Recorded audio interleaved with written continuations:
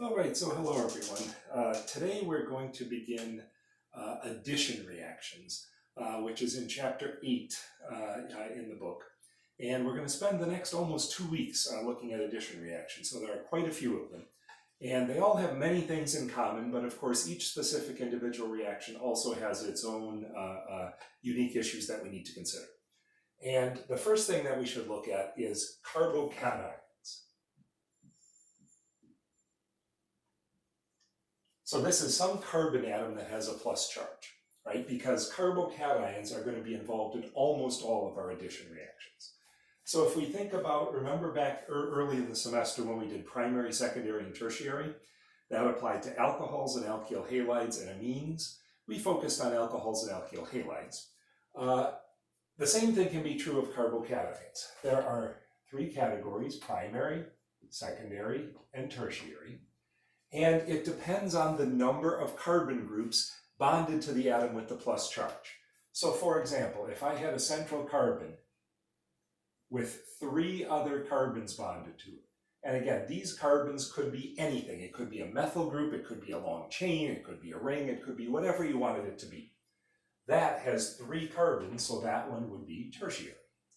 If we then had our central carbon with two C's and an H, that would be secondary.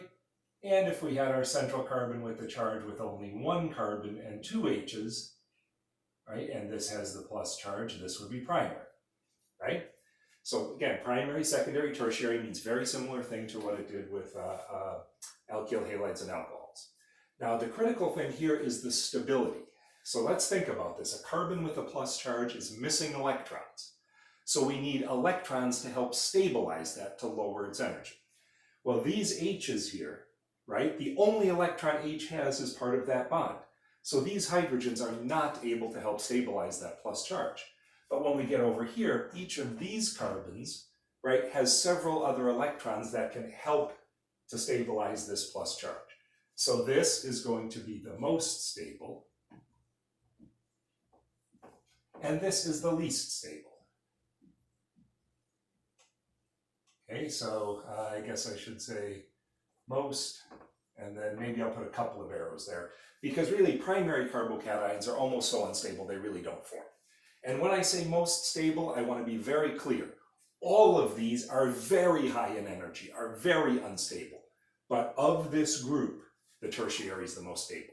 And this idea about the stability of carbocations is going to play a big role in many of our addition reactions, especially the ones we're going to do the next 2 or 3 days.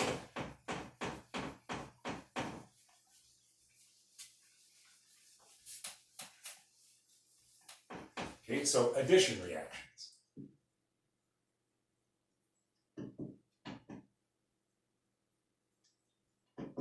So we're going to start with an alkene or an alkyne, and we're going to focus almost completely on alkenes, probably 90 or 95%, but alkynes do similar things. They have their own peculiarities. So if we have some alkene, and remember, this is flat, those are trigonal planar, the carbons are sp2, and we add some molecule to it. And I'm going to see AB. Okay? What's going to happen is we're going to break the carbon-carbon double bond, and A and B will get added. So A will get added to one end,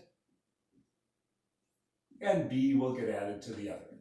So the overall reaction is quite simple, but the problem or the issue is in the details, right? What is the stereochemistry of this if we have chirality centers? Which one adds to which end and why? Can there be multiple products? All sorts of complications can come in. So again, pretty much for an alkene, there it is, right? And all of them are going to have some variation of this, okay? The one we're going to focus on first is so-called HX additions. Now remember again, X is one of the halogens, so it's iodine, bromine, chlorine, and fluorine, okay? And this has 3 lone pairs here on the X. And at least for HBr, HCl, and HI, we consider those to be very strong acids, right, in the Bronsted sense, which means the hydrogen on those is also a strong electrophile. HF is considerably weaker. So realistically, HF typically does not participate in this type of a reaction. But the other 3 do. And HBr and HI are the best, right? Those react the most readily. HCl is okay, not quite as good. And again, by the time we get to HF, we really don't use that at all for this type of reaction. So realistically, we're going to be focusing on these up here. Okay, so let's do an example or a couple of examples. And then this is where we really start to get into the details here. Okay, so again, this is HX additions. Okay, so continuing on with HX additions. And remember, X is chlorine, bromine, fluorine, or iodine. Fluorine doesn't work so well, but the other three are all right. So if we start with a very simple molecule, propene. Okay, so propene, 3 carbons. And let's say we want to add HBr to this. Okay, well, we know from our general reaction that the H is going to add to one end and the Br to the other. So we have choices here, right? So we have, on this alkene, we already have 2 H's on this end, an H here, and a methyl group there. So if we think about products for this, right, it's going to be the methyl group, the H, these 2 H's, okay? And then we have 2 choices. We could add the hydrogen to this end and the bromine to that end, or, right,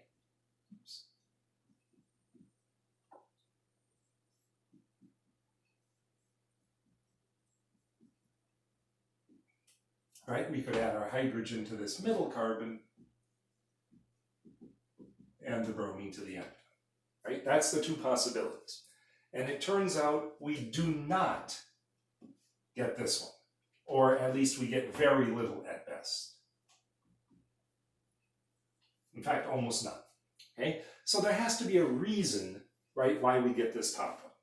But first, the statement about why we get this one and not this one, which is just really a statement of what you observe, is something called Markovnikov's rule.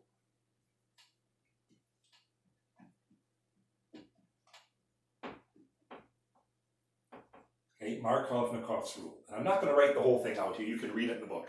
But what Markovnikov's rule says is when you have these HX additions, the hydrogen, the H, adds to the end of the alkene that had more H's in the starting materials. So if you look at this, this end has 2 H's, this has 1, so this H should add to the end that had more. And that is in fact what we see. And you know, if you had 1 H and no H's, well then you would have a difference. Or if you had 2 H's and no H's. But for example, if you had a molecule that there was 1 H on each end, well, then it doesn't apply. Then there's no way to say what's going to happen. Okay, so the big question is why, right? Why does Markovnikov's rule apply?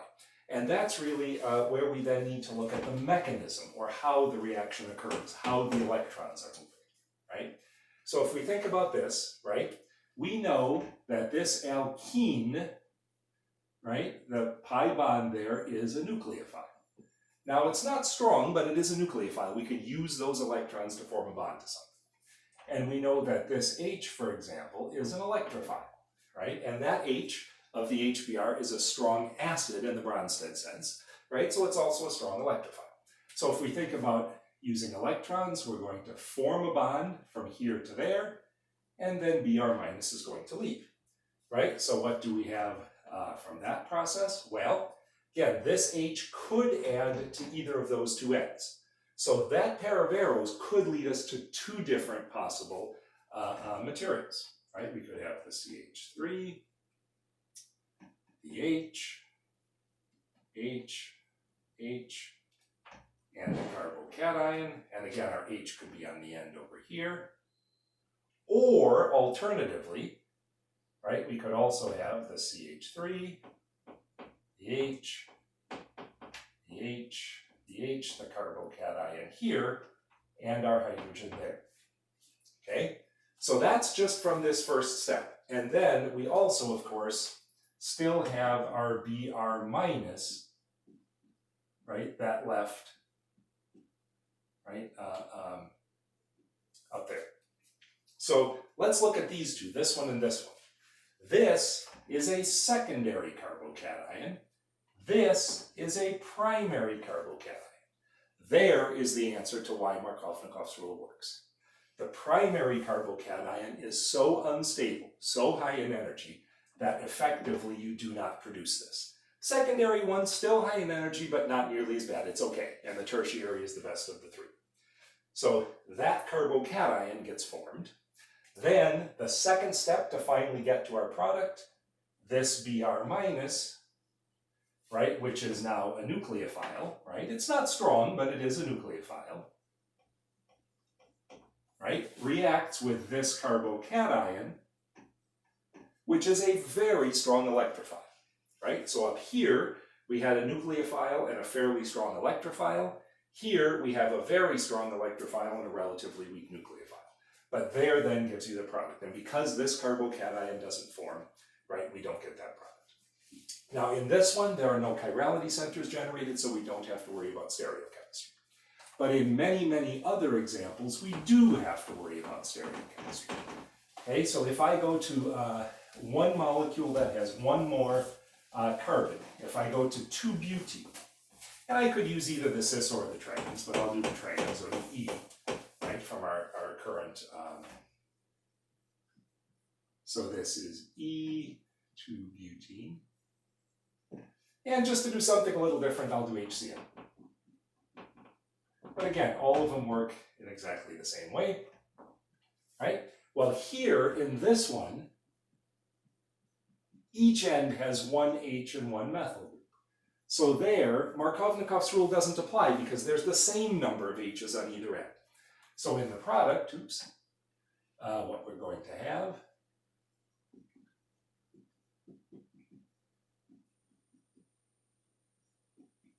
and it doesn't matter which end I put one, because again, they're both the same.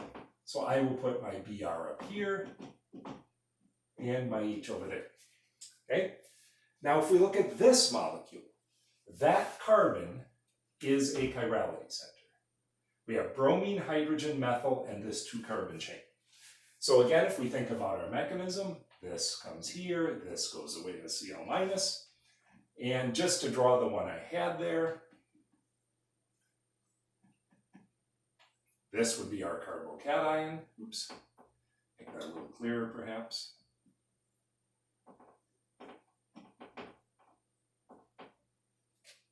Oops, one.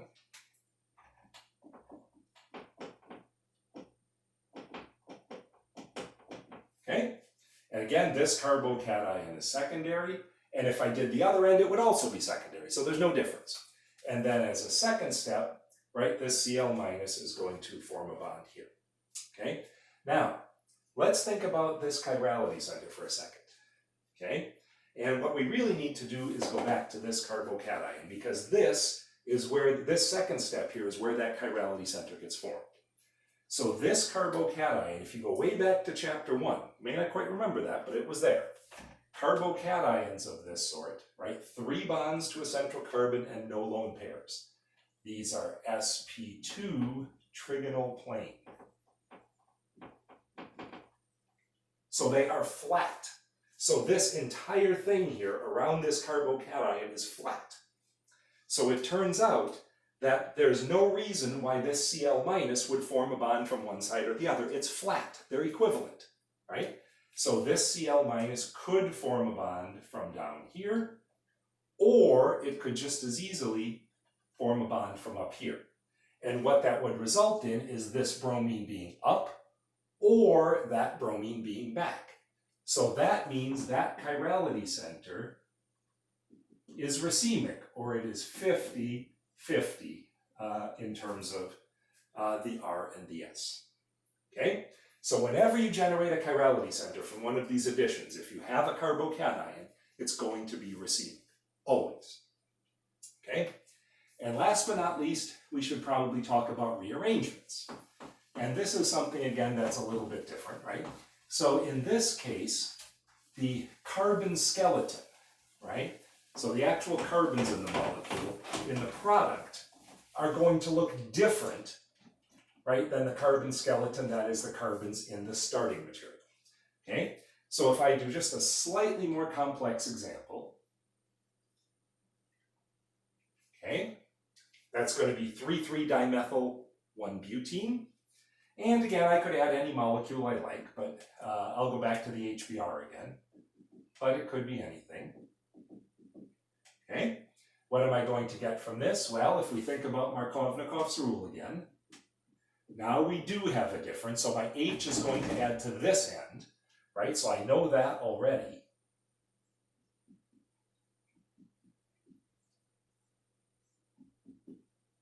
Okay, so my H is going to add to this end, that's from Markovnikov's rule, and my bromine to that end. And this one is a chirality center, so this is again going to be 50-50, or racemic. Okay, so that's what we would expect, right, from Markovnikov's rule. But now I also get another product, right?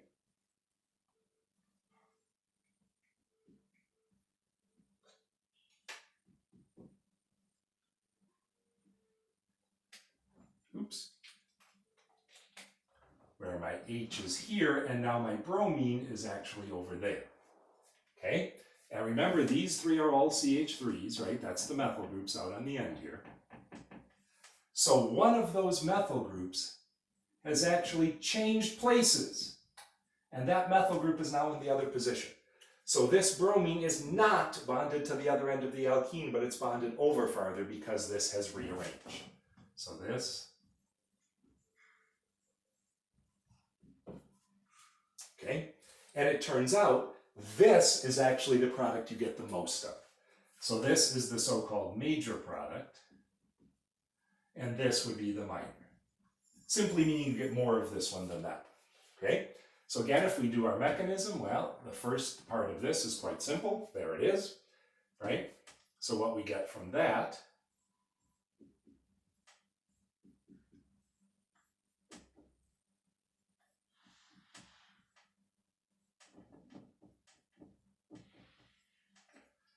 is this one, and Br minus, okay? And that is a secondary cation. So that's okay. We don't get the primary one where the cation's on the end. But now what happens, and if you reacted these two together, that would give you this top product, just like we saw from the others. But what happens for this bottom one now is one of these CH3 groups with its electrons moves over to where that cation was. And what we get there then is a different cation.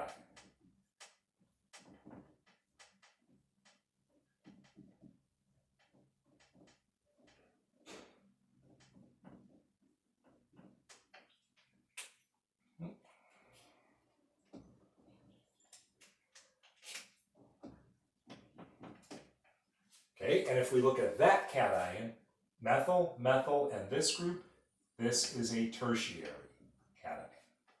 So that cation is more stable than this one, which is why we end up getting that product. So if this Br minus now reacts with this cation, that gives us our top product, or this Br minus could react with this cation, and that gives us the bottom product. And again, the tertiary one is more stable, so that's the one we get in the larger amount, okay?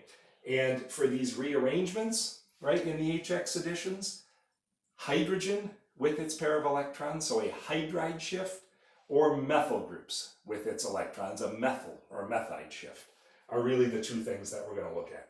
It turns out that cyclic compounds can also do some rearrangements, but we're really not going to look at those much. So there'll be a bunch of practice for these on the worksheet for class, and we'll see you all Wednesday.